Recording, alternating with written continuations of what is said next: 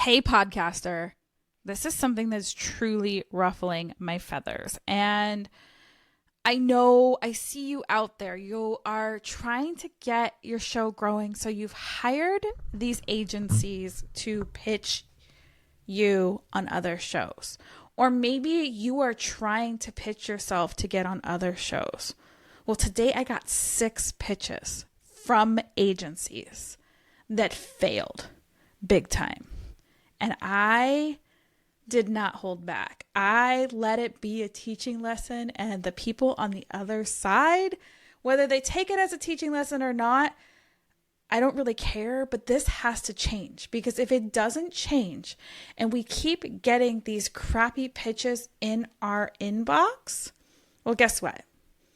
Hosts are just going to say, screw it. And it's going to become harder and harder and harder to make those connections. So I'm going to give you a couple of things that I'm seeing, some solutions, and of course, I'm going to give you a really cool tool to help you find the right places to pitch and find the right guests for your show. Welcome to Beyond the Downloads. I'm Jen, your podcast bestie, here to tell you there's so much more about podcasting than just those numbers. So before you throw in the towel, you better listen up. We're diving deep into the heart of what makes podcasting truly special, from storytelling to connection, and yes, even healing. Think of me as your podcast life raft, ready to help you navigate those choppy waters of this podcasting world and the podcast overwhelm. From understanding the therapeutic power of sharing your voice to the practical tips to grow your show without losing your ever-loving mind. If you're ready to ditch the hustle and create content that leaves a legacy, a tsunami impact, no more ripples. Whether you're launching your first show or looking to take your podcast to the next level, I'm here to help you grow, launch, and yes, make some money from your passion. Let's make your podcasting dreams your reality. It's time to go beyond the downloads, where your story becomes a legacy. Okay, I'm going to take a deep breath because my feathers are officially ruffled. And the reason is that we get so many pitches every day as podcast hosts that are terrible. I don't know how these places and how these services are charging so much and getting you booked on shows when we're seeing pitches come through that don't even make sense. I got 5 today that I turned into teaching lessons for them. And I'm not sure whether they're going to take them as a lesson or they're going to give me the big middle finger and say, who's this Jen person responding back to me saying that I suck and my pitches suck? Well, maybe this works for some people, but I know for me and the people I talk to, it's a big no. So if you are going to go out and guest, you want to start pitching, you want to start building those connections, there's some things you need to do before you pitch us. Come on, people, you can do better. So one of the things is make sure that when you're pitching somebody that it actually, their show is still going on. I got pitched today, July 2nd, for Feed Your Business with Love.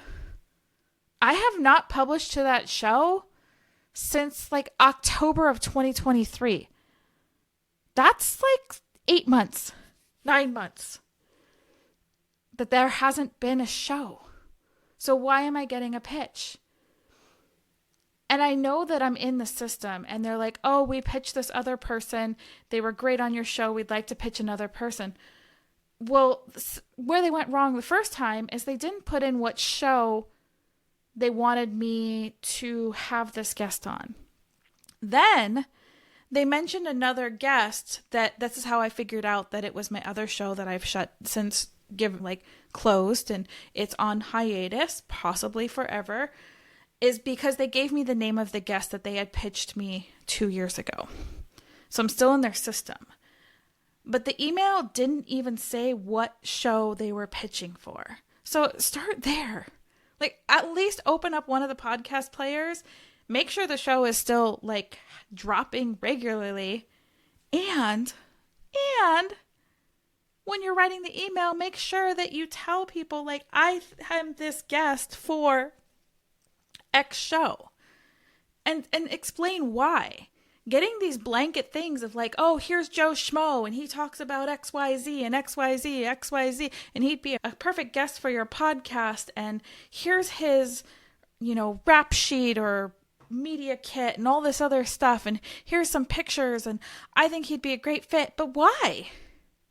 If you haven't done any research to know what show, it's first off the name of the show, and you give me all of these side tangent BS, it's going to be a big fat no. And I don't know how this is working. If you're a podcaster that is so incredibly desperate for guests that you're taking these people that are sending blanket pitches and you're like, oh, maybe this can fit in somehow, I'm going to suggest to you to stop unless there's some sort of benefit. Like maybe that company is going to create extra assets.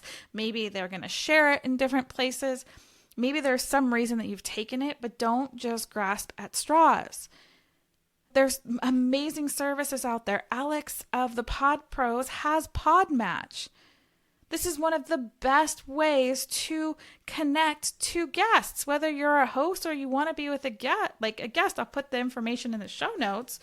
But Podmatch is like the dating app for podcasters. And it's actually, now that I'm actually dating post-divorce, sometimes it kind of feels like it because you get these random terrible pitches. So I feel like dating and podcast pitching go hand in hand. But in reality, when you're starting to pitch to other shows, you really need to be aware of what the show is about. What's the tone of the show? There were five pitches today, just today. And I could not hold my tongue today. I was in a mood. I was in a little bit of a witty mood. And I was like, hey, I'm going to use this as a teaching agency. By the way, you are pitching a podcast production company. So do better, people. Do better. Or what's going to happen is if we keep getting so many people out there doing these terrible pitches, doing these blanket pitches, that no podcaster is ever going to open their email and say yes. And then you're going to have to find other creative ways to get your clients. If you're a podcast guesting agency, you're going to have to find other creative ways to get people on the show and build a network. And it's all about connecting and making conversations and networking. Especially if you're in one of those positions, it's like, okay, start talking to people. Like start talking to podcast hosts. Don't just send over a blanket. I'm not going to accept a blanket. You haven't done any research. Joe Blow is not great for my show because he talks about, underwater basket weaving. How is that going to relate to Beyond the Downloads? Building a business and marketing through podcasting and having aligned offers. Like how is that a thing? Like it's not aligned. And because there's so many of them that come in, I don't normally open them. I felt like I needed to open them today just because, I was feeling a little spicy. And man, I wasn't rude about stuff, but I'm like, hey, teaching moment. I am a podcast strategist. I teach people this stuff for a living. Let's do better. And one of the ways you can do better is to research the podcast, at least put the podcast name in there. Figure out if the podcast is still active. Listen to the last episode and make sure that it's still aligned for your client. They're paying you, so do your job. Don't just find some email and blanket send to everybody. No, and if you're a podcast host, don't do the same thing either. If you're doing it for yourself, do a little research. Make a little connection. Tell me why it's important. This is one of the things that I have really come to appreciate is when I get a good pitch. That's like, hey, I'd like to come on. Before that turned into Beyond the Downloads, it was your podcast with someone's life rep. I have a great podcast story. This is what happened. XYZ. This is how I got out of it. This is how it affected me and my life and my podcast. I'd love to come share the story with your audience. Here's also what I do and how I tie it into what I do. Is it possible for me to share with your audience? I really appreciated it. I listened to episode whatever, and this was my takeaway. You know what? I'm going to say yes to that. And you know what else I'm also going to do? I'm also going to put some effort into marketing that one because someone took the effort to pitch me. You reap what you sow, or you get what you give, or whatever you want to call it. But these blanket podcast pitches have got to stop. I manage 19 podcasts right now, plus my own. And I see these pitches come into emails all the time. Is this a good guest? Is this a good guest? They're always asking me. And I'm like, I don't know, because it's a blanket pitch. And none of these topics really make sense because their people are just trying to, a lot of the agencies, I'm not going to say all, there's a couple of them out there that I truly, if you need a good agency to do podcast guesting, I have 2 people that I highly recommend. And if you want those people, just reach out to me, Jen, Jenn, at jdragonet.com. Email is the best, or you can find me at jenn.dragonet over on Instagram. But if you need somebody to help you with that, or if you want to pay a service, they're not all are created equal. If you want to actually grow your show, you want them pitching to the right places, and you want those hosts to be aligned and to be promoting and to be growing and to be able to create that network and that collaboration. That's what this is all about. It's not to see how many bad podcasts I can get on to see if it's going to throw spaghetti at the wall and maybe something sticks.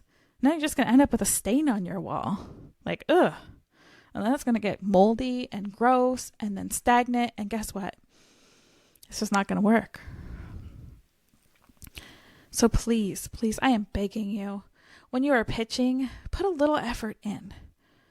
Because if the majority continues to send out these blanket pitches over and over and over again, what's going to happen is no one's going to accept any pitches by email. But this is also why I get most of my guests from Podmatch, because at least people are paying to be there. Even though it's a nominal fee, they're paying to be there. And they're vetted, and they want to be there, and they're going to make some effort. And Alex over at Podmatch is absolutely amazing. And actually, if you're a host, gives you money when you complete interviews of people that you found through Podmatch. It's pretty freaking cool. It's one of the best things ever. But why I wanted to share this with you is that it is so incredibly frustrating to get all these pitches and to hear all the complaints. Because when it comes time to pitch my show and to pitch me to be on shows and talk about your story as someone's life raft and beyond the downloads and how podcasting saved my life, you know what's going to happen? Because there's so many bad ones out there, I'm going to get looked over too, even if I'm pitching correctly. So do better. Do better. That's what I'm asking, is do better. And I know this is kind of a scolding episode and a shake your finger and whatever, but we need these kind of episodes. Because you need to know that when you're pitching, it takes time for your host to read. It takes time for them to go through. If you're not even going to put the effort on the forefront to put anything different other than a template and copy and paste my email in, you're going to get the same results. You're going to get the same effort back that you put in, which is nothing. So do better. I want you to do better. I want you to grow. Guesting is one of the fastest ways to grow your network and grow your podcast, because it's a podcast to a podcast. Even if you're pitching to do a collab for a hook or, a special intro or an intro swap, those are always fun. You have to do better with your pitching. Show the host that you actually paid attention to their show somehow. Even if it's a little nugget in there. Make sure their show's active. Do better. Because, you want to grow. You want to use this as a strategy to network and build. Then put some effort in. I mean, sending a blanket thing, I'm not even going to consider that toe dipping. That's you just being a lazy, entitled person that thinks that, I'm just going to send out all these blankets and see who gets back. You're going to get some, but they're not going to be quality. They might not even be aligned. And for all the people that actually do care and do the marketing and do the stuff for their show, guess what? They're going to just look you over. They're going to put you in the delete bucket. And if you send me a message, I'm going to make it a teaching moment. So beware. I'm kind in my teachings. I'm very kind, but yes. So this is a almost midnight rant. Just got out of the shower in my PJs with my boingy little flamingo headset thing on, because why not? But I had to share this before this feeling went away, and it truly is do better when you're pitching, because if not, you're going to ruin it for everyone, including yourself. And all of it takes is take an extra 10 minutes to research, do a little bit of research, and include that little bit of research in your email. Make sure who you're sending over, if it's you or if you're working for somebody, make sure it's an actual good fit.